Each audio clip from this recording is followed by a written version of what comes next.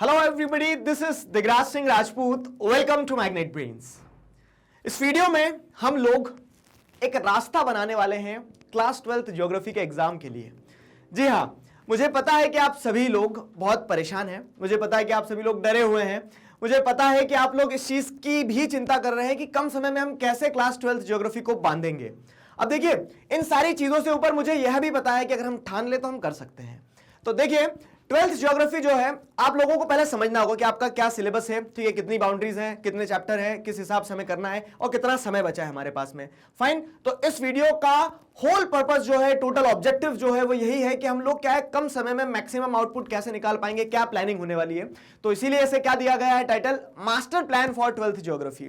ठीक, तो अब देखो, चीजें मेरे साथ समझते चलना। आप क्या समझते चलना कि सबसे पहले अगर हम देखें तो सिलेबस क्या है हमारा, ये हम पहले भी डिस्कस कर चुके हैं और मैं आपको इंपॉर्टेंट चीजें बताते चलूंगा।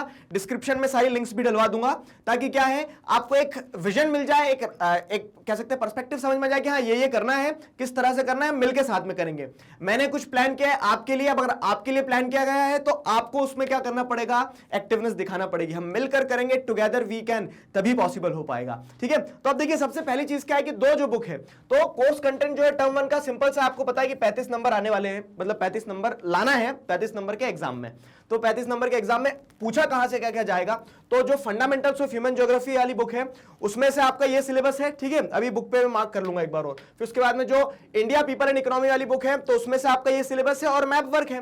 तो अगर उसे ऐसा देखा जाए तो 35 मार्क्स का बाइफर्केशन क्या होगा वो भी मैं आपको समझाता हूं। पहले अगर देखें तो ह्यूमन ज्योग्राफी, ठीक है, human geography nature and scope वाला चैप्टर जो है ये हमें करना है। ठीक है, उसके बाद में क्या है, द वर्ल्ड पॉपुलेशन ये वाला चैप्टर करना है, ह्यूमन डेवलपमेंट करना है। देखो, world population distribution density growth ये वाला चैप्टर करना है। पॉपुलेशन कंपोजिशन को काट दो, क्यों? क्योंकि स्पेसिफिकली सिलेबस में नहीं लिखा है। देखो, पॉपुलेशन कंपोजिशन की अगर हम बात करें तो पॉपुलेशन ये डिस्ट्रीब्यूशन डेंसिटी ग्रोथ हो गया, उसके बाद में क्या, ह्यूमन डेवलपमेंट। ये पॉपुलेशन चेंज जो है ना, ये कहां से आया है? तो देखो, अगर आपने पॉपुलेशन कंपोजिशन वाला चैप्टर पढ़ा है ना, तो मदद जरूर मिल जाएगी, मदद जरूर मिल जाएगी थोड़ा सा, लेकिन वो चैप्टर स्पेसिफिकली नहीं दिया गया है। ठीक है, वो चैप्टर स्पेसिफिकली नहीं दिया गया है। फिर क्या है, प्राइमरी एक्टिविटीज वाला है। तो अगर हम देखें तो बुक के क्या है, हमारे पास में 4 चैप्टर है। ठीक है, बुक 1 जो है फंडामेंटल्स ऑफ ह्यूमन ज्योग्राफी, उसका ह्यूमन ज्योग्राफी वाला चैप्टर, ठीक है, the world population distribution and density वाला, ह्यूमन डेवलपमेंट वाला और उसी के साथ साथ प्राइमरी एक्टिविटीज वाला। यह जो चैप्टर है, अगर पढ़ा है तो अच्छा है, पढ़ा है तो फायदा ही रहेगा, क्योंकि जो प्रैक्टिस क्वेश्चंस मैंने सॉल्व करवाए, जो सीबीएसई ने क्वेश्चन दिए मैंने सॉल्व करवाए, तो उसमें हमने देखा कि कुछ क्वेश्चन पॉपुलेशन कंपोजिशन वाले चैप्टर से भी आ गए थे। ठीक है, पढ़ा है तो फायदे में रहोगे। ठीक है, और नहीं पढ़ा तो अब लास्ट टाइम पे मत लेकर बैठना अगर आपका सिलेबस पेंडिंग है तो। ठीक है, प्रेशर मत लो, बस मैं बता रहा हूं कि एडवांटेज हो सकता है इसका। ठीक है, ये 2, 3 और ये 4, ये 4 चैप्टर है हमारे। और उसके बाद अगर यही दूसरी बुक में देखें हम, ठीक है, इंडिया पीपल एंड इकोनॉमी, तो इसमें क्या है, population distribution density growth and composition, migration types cause and consequences वाला। ठीक है, फिर उसके बाद क्या है, ह्यूमन डेवलपमेंट वाला जो चैप्टर है, तो ह्यूमन डेवलपमेंट वाला चैप्टर नहीं आ रहा है। ह्यूमन सेटलमेंट आएगा, रूरल और अर्बन सेटलमेंट, और साथ ही साथ क्या आएगा, ये लैंड रिसोर्सेज भी नहीं आ रहा है, वाटर रिसोर्सेज वाला आएगा। ठीक है, यहां भी 4 चैप्टर है आपके। ठीक है, तो देख लो जरा, देखना चाहो तो यहां पे भी आपको क्या देखने को मिल रहा है, डिस्ट्रीब्यूशन डेंसिटी कंपोजिशन मिल रहा है इंडिया पीपल एंड इकोनॉमी में, माइग्रेशन मिल रहा है, फिर उसके बाद में क्या है, ह्यूमन सेटलमेंट मिल रहा है। तो ह्यूमन डेवलपमेंट जो है इंडिया वाली बुक से नहीं आ रहा है, ठीक है, इंडिया पीपल एंड इकोनॉमी वाली से, और यहाँ पे वाटर रिसोर्सेज आ रहा है लैंड रिसोर्सेज से पहले। क्लियर हुआ? तो दोनों बुक से जो हमारा पार्ट आ रहा है वो इतना आ रहा है, 15-15 नंबर का दोनों बुक से आएगा, 30 नंबर हो गए, और 5 नंबर कहां से आएंगे, हमारे मैप वर्क से आएंगे। तो मैप वर्क भी ये है। ठीक है, अब इन सारी चीजों को कवर कैसे किया जाए, ये तो आपको पता चल गया क्या क्या आ रहा है, अब इसे कवर कैसे किया जाए। तो व्हाट इज द प्लान? ठीक है, what is the plan, why do we say it as a master plan? ठीक है, हम इसे मास्टर प्लान क्यों कह रहे हैं, क्या प्लान है साहब? तो देखिए, 3 चीजें आपको करना होगी। सबसे पहले तो अपनी एनसीईआरटी जो है ना, उसे गले से लगाना, तकिए के नीचे रख के सोना, एनसीईआरटी का साथ मत छोड़ना। फाइन। तो एनसीईआरटी में क्या कर सकते हैं हम? देखो, सबसे इंपॉर्टेंट चीज क्या है कि अगर आपने पहले स्टार्ट कर चुके हैं, जो मैं प्रिज्यूम कर रहा हूं कि काफी सारे बच्चे जो यह वीडियो देख रहे हैं, इसमें से मेजॉरिटी स्टूडेंट्स ने पहले स्टार्ट कर चुके हैं। मतलब जब मैंने आपको वीडियो लेक्चर्स बनाए थे, आपने तभी वीडियो लेक्चर्स देख लिए थे। अगर आपने तभी वीडियो लेक्चर्स देख लिए थे ना, तो बिलीव मी व्हेन आई से दिस, प्लीज बिलीव मी कि अगर आपने वीडियो लेक्चर्स देखे हैं तो आपका 90% काम हो चुका है। सिंसियरली अगर देखा है तो, ऐसा नहीं कि बस ईयरफोन लगे, इधर टीवी भी चल रही, इधर वीडियो भी। अगर आपने ईमानदारी से वीडियो लेक्चर्स देखे तो आपका 90% काम हो चुका है। मैं आपके ऊपर इतना कॉन्फिडेंट हूं। क्यों? देखो, क्या रहता है ना, I feel sorry for class 12th also. क्यों? क्योंकि क्लास 12 को उतना समय दे नहीं पाया मैं, कुछ पर्सनल रीजंस थे। ठीक है, उस कारण से क्या हो पाया कि उतना प्रैक्टिस, उतना मटेरियल मैं रेडी नहीं कर पाया। I am extremely sorry for that. लेकिन फिर भी it's never too late to start now and be a winner. तो जितना समय हमारे पास बचा है ना, उस समय में हम क्या कर सकते हैं उस चीज पर ध्यान दें, बजाय उसके ये सोचने कि हम नहीं कर पाए। ठीक है, तो देखो बाबू, मैंने जो वीडियो लेक्चर्स आपके लिए बनाए थे ना, आई से इट वेरी सिंसियरली, बहुत दिल से, I gave my heart in this video, in these video lectures. ठीक है, तो जब मैंने पूरी मेहनत से बनाया तो मुझे विश्वास है कि अगर आपने वीडियो लेक्चर देखा है ना तो काम बन जाएगा हमारा, क्योंकि एनसीईआरटी बहुत अच्छे से पढ़ ली है।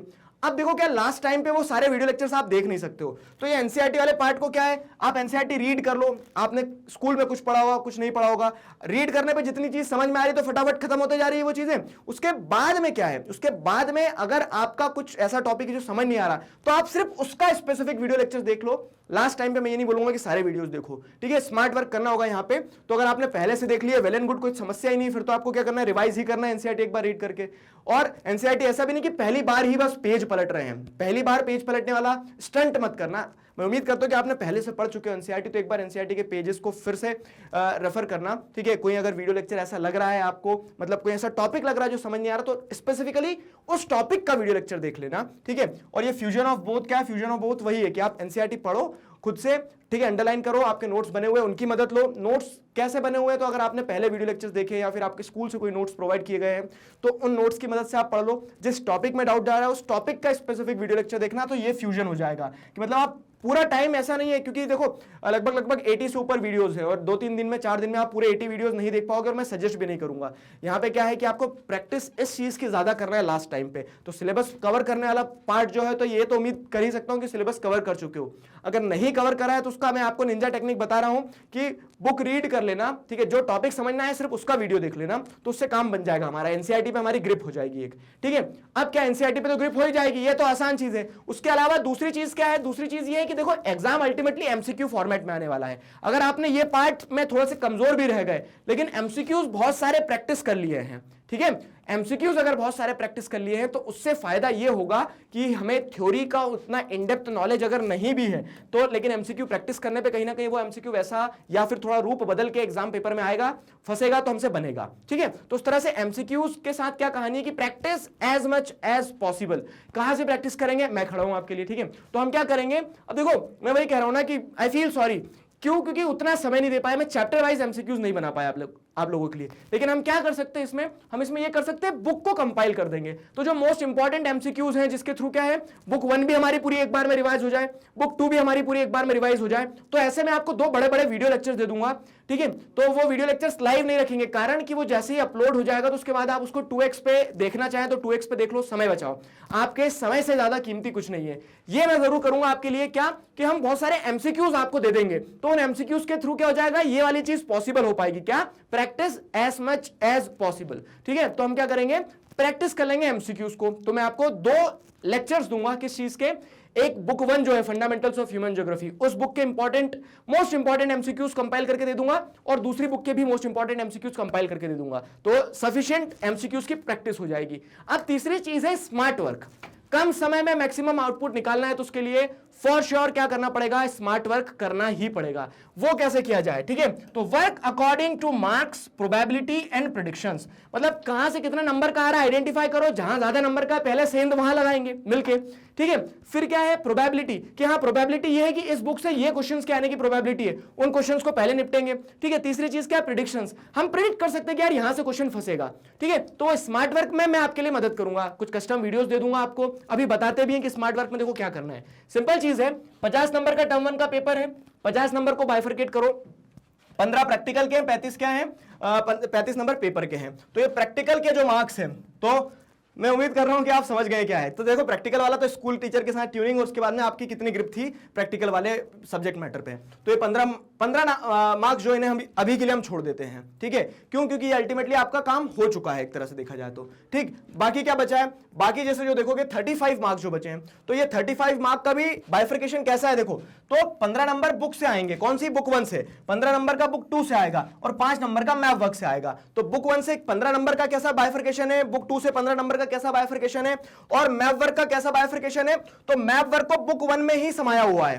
क्यों कह रहा हूं मैं ये आप समझ रहे हो ना, क्योंकि जो मैप लिस्ट है, मैप आइटम जो है वो पूरा का पूरा बुक 1 का आना है। तो ऐसे देखा जाए तो हमारी बुक जो रहेगी 1 वो 20 नंबर की और ये 15 नंबर की है। तो अब देखो स्मार्ट वर्क वाली बात आ गई, वर्क अकॉर्डिंग टू मार्क्स। तो मार्क्स बुक 1 पे ज्यादा है तो बुक 1 पे थोड़ा ज्यादा फोकस करेंगे हम। ऐसा थ्योरी में नहीं है, लेकिन बुक 1 का जो मैप वर्क वाला पार्ट है ना वो सीधे सीधे 5 नंबर दे रहा है आपको, ठीक है। तो कैसे दे रहा है देखो यहाँ पे, अब समझना, मेरी बात को समझना बहुत अच्छे से। मैं आपको स्मार्ट वर्क वाली चीज बता रहा हूं। हम क्या करेंगे सबसे पहले, मतलब हम इन द सेंस कि मैं अपनी प्रेजेंस आपके साथ फील करूं, लेकिन अल्टीमेटली करना आपको है, ठीक है। ये टीचर्स, ये वीडियो लेक्चर्स, ठीक है, ये सारी चीजें, ये सारी दुनिया ये सिर्फ डायरेक्शन दे सकती है बाबू। Ultimately you are required to pull your own dumbbells, ठीक है। आपको अपने लिए मेहनत खुद करना पड़ेगी। जब तक आप नहीं करेंगे, आप वीडियो देखेंगे, मजा आया सर, ताली बजाओगे, चले जाओगे, लेकिन आपको पढ़ना खुद पड़ेगा। मैं दिशा निर्देश दे सकता हूं। देखिए यहाँ पे क्या है, तो उसमें जैसे अगर आप देखेंगे फंडामेंटल्स ऑफ ह्यूमन ज्योग्राफी में क्या बाइफरकेशन है, 15 नंबर का बुक में से आएगा।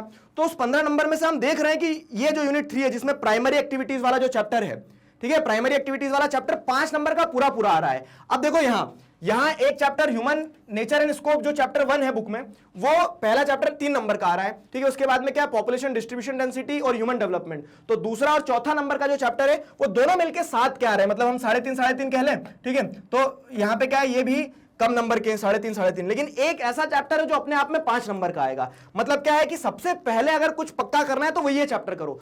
बुक की सीक्वेंस में पढ़ना मत चालू करना, पहले ये चैप्टर पढ़ लेना, ह्यूमन एक्टिविटीज में प्राइमरी सेक्टर वाला आसान है। और ये प्राइमरी एक्टिविटीज पढ़ लिए, पूरा एकदम पक्का कर लिया, इसको 5 नंबर हमारे मिल गए। उसके बाद में क्या है, उसके बाद में जैसे अगर आप देखोगे तो यहां डिस्ट्रीब्यूशन डेंसिटी ग्रोथ वाला, ठीक है, और उसके बाद में ह्यूमन डेवलपमेंट वाला, ये दोनों छोटे चैप्टर हैं। 2 छोटे चैप्टर आपको 7 नंबर दिलवा रहे हैं, ये दोनों कर लेना।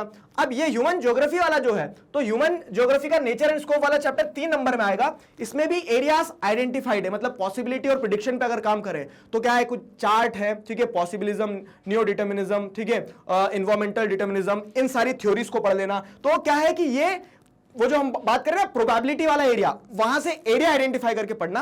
बाकी पढ़ना इसी सीक्वेंस में, पहले प्राइमरी एक्टिविटीज वाला चैप्टर पढ़ लेना, फिर ये दोनों चैप्टर पढ़ लेना, और उसके बाद में ह्यूमन नेचर वाला। और आपने सब पढ़ लिया तो रिवीजन इस मैनर में करना, ताकि क्या रहेगा कि थोड़ी सी चीजें जिनका वेटेज ज्यादा उसको पहले पक्का करें, ठीक है। तो इस तरह से हम थोड़ा स्मार्टली काम करेंगे, ये कर लेना। फिर उसके बाद अगली चीज क्या है, जो दूसरी बुक है आपकी। अब दूसरी बुक में डिस्ट्रीब्यूशन कैसा है, देखो देखो दिमाग लगाओ, डिस्ट्रीब्यूशन कैसा है कि पहला यूनिट जो है तो उसमें 2 चैप्टर है, पॉपुलेशन और माइग्रेशन। पॉपुलेशन और माइग्रेशन मिलकर 5 नंबर का आएगा, ठीक है। 2 चैप्टर 5 नंबर के आएंगे। फिर यहां क्या है, ह्यूमन सेटलमेंट अपने आप में 1 चैप्टर है, 5 नंबर का आएगा। वाटर रिसोर्सेज भी 5 नंबर का आएगा। एंड एट दिस पॉइंट मुझे लगता है कि आप सब मेरे साथ एग्री करोगे कि ह्यूमन सेटलमेंट्स वाला जो चैप्टर है ना, ये चैप्टर रिलेटिवली इजी है अगर इससे कंपेयर किया जाए, है ना, इजी। तो ह्यूमन सेटलमेंट्स वाला जो चैप्टर है ये 5 नंबर का आ रहा है, इजी चैप्टर है। तो सबसे पहले इसे पक्का करो, ठीक है। मतलब रिवीजन या फिर पढ़ना जो भी करना है आपको इस मैनर में करना है कि पहले ये ह्यूमन सेटलमेंट वाला पढ़ लेना, फिर वाटर रिसोर्सेज वाला चैप्टर पढ़ लेना, और फिर उसके बाद में इधर आना। क्यों? क्योंकि यहां 2 चैप्टर है 5 नंबर के लिए। और मजेदार चीज क्या है कि ये दोनों चैप्टर की जो थीम है ना, वो लगभग क्या है, बुक 1 की थीम के जैसी है, distribution density growth. Distribution density growth, no doubt data बदल जाता है, लेकिन यहां क्या है, अगर ये छोड़ भी दोगे ना, मतलब मान लो कि ये छूट भी गए, रिवीजन भी नहीं हो पाया उतना अच्छा, तो भी क्या है, तो भी बुक 1 के हिसाब से तो हम कवर कर ही चुके हैं। तो इस हिसाब से स्मार्ट वर्क करना कि पहले ह्यूमन सेटलमेंट पढ़ लेना, वाटर रिसोर्सेज फिर पढ़ लेना, फिर उसके बाद में क्या है, ये जो डिस्ट्रीब्यूशन डेंसिटी ग्रोथ वाला और माइग्रेशन वाला चैप्टर है वो पढ़ लेना, ठीक है। तो आई होप, देखो मैं बता रहा हूं आपको, मैंने आपको एक पर्सपेक्टिव दे दिया कि इस तरह से कर लेते तो क्या है कि हम स्मार्टली काम कर पाएंगे, ठीक है।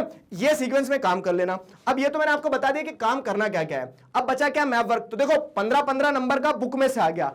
फिर क्या है, मैप वर्क 5 नंबर का आएगा आपका। मैप वर्क जब 5 नंबर का आएगा तो वो 5 नंबर कैसे पक्के करना है, और देखो ये फॉर श्योर नंबर है, इन्हें मत छोड़ना। और मैप वर्क के लिए आप देखोगे तो फुटनोट क्या है, डिस्क्रिप्शन में आपको क्या है, कुछ वीडियोस की लिंक भी दे दूंगा मैं, और इस पीडीएफ की लिंक भी दे दूंगा। ये पीडीएफ के जो स्क्रीनशॉट आ रहे हैं ना, ये ऊपर से नहीं आए हैं, ये यहीं से आए हैं, मतलब कि सीबीएसई ने दिया है। तो सीबीएसई मैप लिस्ट के आइटम दे देती है कि क्या क्या मैप लिस्ट में कौन कौन से आइटम्स हैं। इन आइटम्स को आपको प्रैक्टिस करके जाना है, जो आपके एग्जाम में पूछे जाएंगे। तो map work on identification of features based on 1 to 5 units on the outline political map of world. Outline political map of world मतलब क्या है, बुक 1 का मैप कंटेंट आएगा, बुक 2 से मैप वर्क नहीं आ रहा है, ठीक है। तो वो हमें एक फायदा मिल गया, हमें समझ में आ गया। और मैप वर्क में भी क्या आ रहा है, तो देखो यूनिट 1 से यूनिट 5 तक का मैप वर्क आने वाला है, ठीक है। ये बुक 1 का on the political map of world, ठीक है। और ये आइडेंटिफिकेशन के लिए ही सब, लोकेट लेबल नहीं करना है आपको, पहले से ही क्या कर देंगे, मार्क करके दे देंगे, आपको आइडेंटिफाई करना है, ठीक है। ये मैंने सैंपल पेपर सॉल्व करवाया था, तब भी प्रैक्टिस करवाया। प्रैक्टिस क्वेश्चन जो सीबीएसई ने दिए, जो सॉल्व करवाया, तब भी मैंने आपको प्रैक्टिस प्रैक्टिस करवाया था, ठीक है। तो आपको एक आइडिया मिल ही गया होगा, और उसी के साथ साथ क्या हम और प्रैक्टिस करेंगे ना तो उसमें ये चीजें कवर हो जाएगी। और प्रैक्टिस कब करेंगे, तो जैसे मैराथन सेशन होगा एक लाइव, जिसमें आपके डाउट्स भी सॉल्व हो जाएंगे, मैं आपसे क्वेश्चंस भी सॉल्व करवा लूंगा।